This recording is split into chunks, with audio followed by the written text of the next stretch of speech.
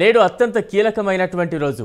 దేశ ప్రజలందరూ ఎప్పుడెప్పుడా ఎదురు చూస్తున్న 2023-24 ఆర్థిక సంవత్సరానికి సంబంధించిన బడ్జెట్ను ఆర్థిక శాఖ మంత్రి నిర్మలా సీతారామన్ పార్లమెంట్ 2 సభల్లోనూ ప్రవేశపెడతారు. ఉదయం 11 గంటలకు కేంద్ర ఆర్థిక మంత్రి నిర్మలా సీతారామన్ సాధారణ బడ్జెట్ను ముందుగా లోక్సభలో, తర్వాత రాజ్యసభలో ప్రవేశపెడతారు. గురువారం రోజు 2 సభలు రాష్ట్రపతి ప్రసంగానికి ధన్యవాదాలు చెప్పే తీర్మానంపై చర్చను మొదలు పెడతాయి. ఇక ఈ చర్చలో ప్రధానమంత్రి నరేంద్ర మోదీ 2 సభల్లోనూ మాట్లాడతారు.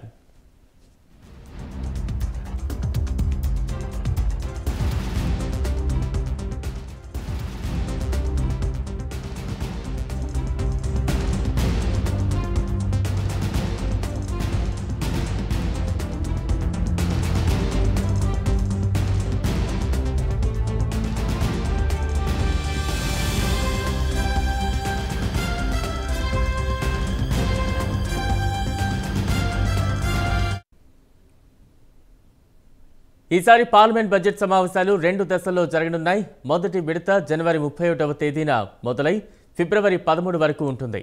రెండవ విడత మార్చి 13వ తేదీన మొదలై ఏప్రిల్ 6వ తేదీ వరకు కొనసాగుతుంది. మొత్తంగా 27 రోజుల పాటు పార్లమెంట్ బడ్జెట్ సమావేశాలు జరగనున్నాయి.